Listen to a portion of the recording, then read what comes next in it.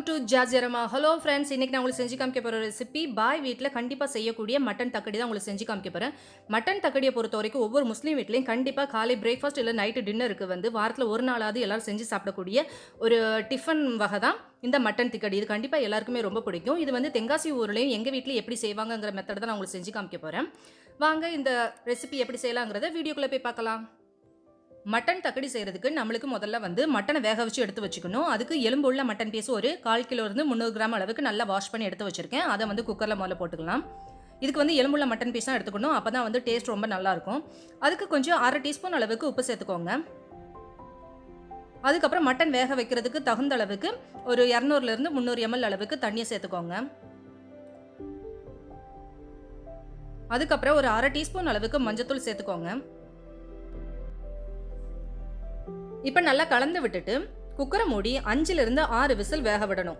5லேருந்து 6 whistle விட்டால் தான் நல்லா அந்த எலும்புலேருந்து சதெல்லாம் விலகிற அளவுக்கு நல்லா வெந்துடும். அந்த அளவுக்கு வேக விட்டு எடுத்து வச்சுக்கோங்க. இப்போ மட்டன் தக்கடி செய்கிறதுக்கு நம்ம வந்து இப்போ கொழுக்கட்டை வந்து ப்ரிப்பேர் பண்ணணும். அதுக்கு ஒரு பவுல் எடுத்துக்கோங்க. நான் ஒரு 2.5லேருந்து ஒரு 3 கப் அளவுக்கு அரிசி மாவு எடுத்திருக்கேன். நம்ம எடுத்துருக்கிற மாவுக்கு தகுந்த அளவுக்கு ஒரு 1/2 டீஸ்பூன் அளவுக்கு உப்பு சேர்த்துக்கோங்க. அதிகம் சேர்க்க வேண்டாம். நம்ம மசாலாலையும் உப்பு சேர்ப்போம் இல்லையா, அதனால இந்த அரிசி மாவுக்கு தகுந்த அளவுக்கு மட்டும் உப்பு சேர்த்துக்கோங்க. சேர்த்துட்டு நல்லா கலந்து விட்டுருங்க. இப்போ நம்ம கொழுக்கட்டை இடியாப்பத்துக்கெல்லாம் மாவு வந்து நல்லா கொதிக்கிற தண்ணியை ஊற்றி பிசைவோம் இல்லையா, அதை மாதிரியே நல்லா ஹாட் வாட்டர் நான் எடுத்து வச்சுருக்கேன். கொதிக்கிற தண்ணி அதை தான் கொஞ்சம் கொஞ்சமாக ஊற்றி நல்லா மாவை பிசைஞ்சு வச்சுக்கணும். ஒரேடியாக மொத்தமாக வந்து நம்ம ஹாட் வாட்டர் வந்து மாவில் வந்து ஊற்றிடக்கூடாது, அப்போ மாவு வந்து சரியாக வேகாது. அதனால் கொஞ்சம் கொஞ்சமாக ஊற்றினா தான் மாவு நல்லா வெந்து கொடுக்கும். அந்த மாதிரி கொஞ்சம் கொஞ்சமாக ஊற்றி நல்லா கிளறி எடுத்துக்கோங்க. கொஞ்சம் கூட பச்சை மாவு இல்லாத அளவுக்கு நல்லா தண்ணியை ஊற்றி நல்லா கிளறி எடுத்துக்கோங்க. இப்போ பாருங்கள், நல்லா சரியான பக்குவத்தில் நம்ம நல்லா மாவை வந்து மிக்ஸ் பண்ணி வச்சாச்சு. இப்போ பாருங்கள், இந்த அளவுக்கு நல்லா திரண்டு வர்ற அளவுக்கு மாவை நல்லா மிக்ஸ் பண்ணதுக்கப்புறம் அதனுடைய சூடு போகிறதாண்டி ஒரு 5 நிமிஷம் வெயிட் பண்ணுங்கள். அதுக்கப்புறம் கை பொறுக்கிற சூடு வந்ததுக்கப்புறம் நம்ம சின்ன சின்ன கொழுக்கட்டையாக செஞ்சு எடுத்து வச்சுக்கலாம். பாருங்கள், நான் எப்படி செய்கிறேன்னு பாருங்கள். ஒரு எலுமிச்சை சைஸ் அளவுக்கு நம்ம ஒரு சின்ன பால் மாதிரி உருண்டை எடுத்துகிட்டு நல்லா உருட்டிக்கோங்க. அதுக்கப்புறம் நல்லா இந்த மாதிரி உருட்டிக்கிட்டு உள்ளங்கையில் வச்சு நல்லா லேசாக அழுத்தி விட்டுக்கிட்டு அதுக்கப்புறம் ஆள்கட்டி விரலையும் நடுவரலையும் வச்சு லைட்டாக ப்ரெஸ் பண்ணி கொடுத்தாலே ஒரு டிசைன் கிடச்சிரும். இதே மாதிரி இன்னொரு மெத்தட்லேயும் நம்ம செய்யலாம். அது எப்படின்னா, ஒரு உருண்டையை இதே மாதிரி எடுத்துக்கோங்க. எடுத்துட்டு நல்லா உருட்டிக்கோங்க. நல்லா உருட்டிட்டு நம்ம வடை தட்டுற மாதிரி லைட்டாக ப்ரெஸ் பண்ணிக்கோங்க. அதுக்கப்புறம் பெருவிரலை வச்சு லைட்டாக வந்து ஒரு ப்ரெஸ் கொடுத்தாலே போதும், இன்னொரு டிசைன் கிடச்சிரும். இதை டிசைன் பண்ணுறதுலாம் உங்களுடைய விருப்பம். எந்த மாதிரினாலும் டிசைன் பண்ணிவிட்டு இந்த மாதிரி மொத்தமாக எல்லாத்தையும் நல்லா திரட்டி எடுத்து வச்சுக்கோங்க. அதுக்கப்புறம் இதுலேருந்து ஒரு 2 கொழுக்கட்டை மாவு மட்டும் தனியாக அந்த மாதிரி எடுத்து வச்சுக்கோங்க. நம்ம மசாலா வந்து பண்ணுறதுக்கு வந்து கூழ் கொழுக்கட்டை மாதிரி இது பண்ணுறதுக்காக இது வேணும்.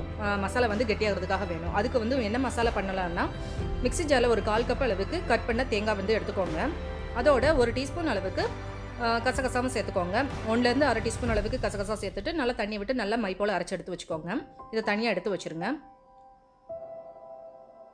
அதுக்கப்புறம் நம்ம எடுத்து வச்சுருக்கோம் இல்லையா கொழுக்கட்டை பீஸ் 2 பீஸ் மாவு, அந்த மாவோட நம்ம இந்த அரைச்சி வச்ச பேஸ்ட்டை வந்து சேர்த்துட்டு இன்னும் கொஞ்சம் தண்ணினாலும் சேர்த்துட்டு நல்லா கரைச்சி எடுத்து வச்சுக்கலாம். இந்த பேஸ்ட்டு தான் நம்மளுக்கு வந்து இந்த தக்கடிக்கு பின்னாடி வந்து நம்மளுக்கு கெட்டியாக கொடுக்கறதுக்காக இந்த பேஸ்ட்டை நம்ம வந்து ரெடி பண்ணி வச்சுருக்கோம். இதை கலந்து தனியாக எடுத்து வச்சுருங்க.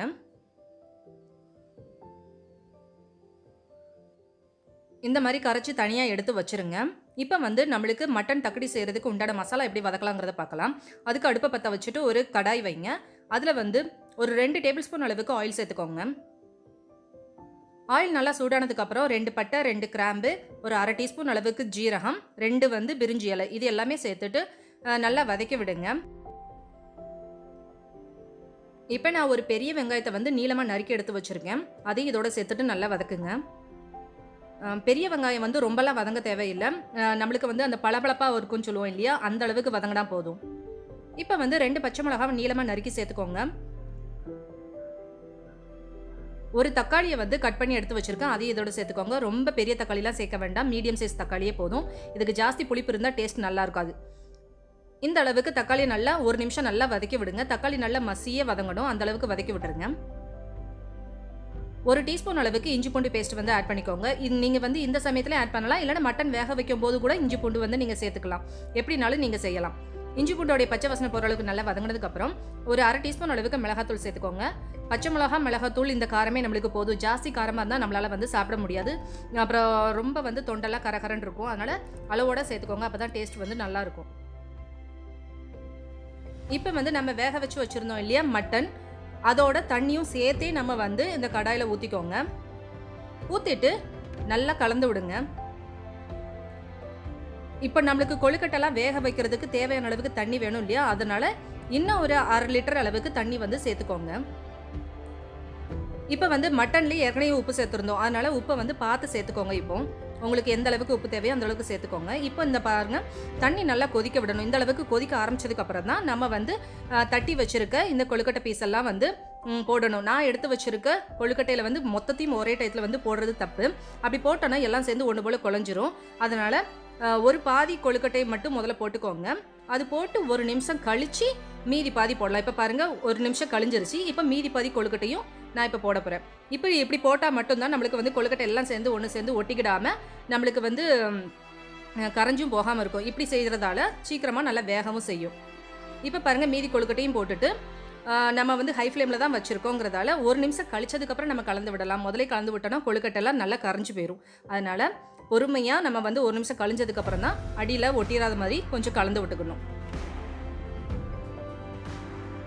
இப்போ நம்ம தண்ணியில் சேர்த்துருக்க இந்த கொழுக்கட்டை எல்லாமே நல்லா வேகணும். அதுக்காக ஹை ஃப்ளேமில் இருந்து ஃப்ளேமை வந்து கொஞ்சம் சிம் பண்ணிவிட்டு நல்லா 6லேருந்து ஒரு 10 நிமிஷம் நல்லா வேக விடுங்க. இந்த சமயத்தில் வந்து அடியிலலாம் ஒட்டிடக்கூடாதுங்கிறதுக்காக நல்லா அடியில் எடுத்து விட்டு நல்லா வேக விடுங்க. நம்ம கொழுக்கட்டை போட்டு ஒரு 5 நிமிஷம் கழிச்சு தான் நம்ம கிளறி விடுறோம். அதனால் கொழுக்கட்டை வந்து உடையிறதுக்கு வாய்ப்பு இல்லை. முதலே போட்ட உடனே கிளறக்கூடாது. அப்படி போட்டோன்னா தான் எல்லா மாவும் ஒன்று சேர்ந்து நம்மளுக்கு ஒரேடியாக கொலன்னு ஆயிரும். அந்த மாதிரி ஆகாமல் பார்த்துக்கோங்க. இப்போ நம்மளுக்கு கொழுக்கட்டை வெந்துருச்சான்னு எப்படி பார்க்கலான்னா, இந்த மாதிரி நம்ம கத்தியை வச்சு கட் பண்ணிட்டு பார்த்தோன்னா உள்ளே ஏதாவது மாவு இருந்ததுன்னா தெரியும். பாருங்கள், மாவு எதுவும் இல்லை. அதனால் கொழுக்கட்டை வந்து நல்லா வெந்துருச்சு. இப்போ பாருங்கள், நான் தனியாகவே காமிக்க பாருங்கள், நல்லா பளபளன்னு இருக்குது பாருங்கள். இந்த மாதிரி இருந்தாலே நம்மளுக்கு கொழுக்கட்டை நல்லா வெந்துருச்சுன்னு அர்த்தம். இப்போ நம்ம கரைச்சி வச்சுருந்தோம் இல்லையா தேங்காய் பேஸ்ட்டு, அரிசி மாவோட அந்த பேஸ்ட்டு வந்து இப்போ நல்லா கொழுக்கட்டை வெந்ததுக்கப்புறம் ஃப்ளேமை கொஞ்சம் ஹைப் பண்ணிவிட்டு நம்ம இந்த கரைச்சி வச்ச பேஸ்ட்டை ஊற்றிக்கிட்டே நல்லா கிளந்து விட்டுறணும். அப்படின்னா தான் நம்மளுக்கு வந்து கட்டி தட்டாமல் நல்லா எல்லாம் மிக்ஸ் ஆகும். இந்த மாதிரி நம்ம லாஸ்ட்டு செய்கிறதால இந்த மசாலா கொழுக்கட்டைக்கு ஒரு கெட்டித்தன்மை கிடைக்கும். நம்மளுக்கு சாப்பிட்றதுக்கும் ரொம்ப டேஸ்ட்டாக இருக்கும். கண்டிப்பாக வந்து இதை சேர்த்தே ஆகணும். அப்போ தான் டேஸ்ட் ரொம்ப நல்லாயிருக்கும். பாருங்கள், இந்த அளவுக்கு நல்லா கலந்து விட்டுருங்க. நல்லா ஒரு பளபளப்பாக வரும்போது நம்ம வந்து அடுப்பை வந்து ஆஃப் பண்ணிடலாம். இப்போ இந்த ரெடியான மட்டன் தக்கடியில் நறுக்கி வச்சு கொத்தமல்லி தலையை தூவி இறக்கியாச்சுன்னா சூப்பரான பாய் வீட்டு மட்டன் தக்கடி வந்து சாப்பிட்றதுக்கு சூப்பராக ரெடி ஆயிருச்சு. இந்த மட்டன் தக்கடி வந்து கண்டிப்பாக உங்கள் எல்லாருக்கும் ரொம்ப பிடிக்கும். இந்த ரெசிபி நீங்களும் உங்கள் வீட்டில் செஞ்சு பார்த்துட்டு எப்படி வந்துச்சுங்கிறது எனக்கு கமெண்ட் பண்ணி சொல்லுங்கள். இந்த ரெசிபி உங்களுக்கு பிடிச்சிருந்துச்சுன்னா உங்கள் ஃப்ரெண்ட்ஸ்க்கு ஷேர் பண்ணுங்கள், லைக் பண்ணுங்கள், கமெண்ட் பண்ணுங்கள், சப்ஸ்கிரைப் பண்ண மறந்துடாதீங்க. உங்களை நெக்ஸ்ட் வீடியோவில் சந்திக்கும் வரை பாய் அண்ட் தேங்க்யூ.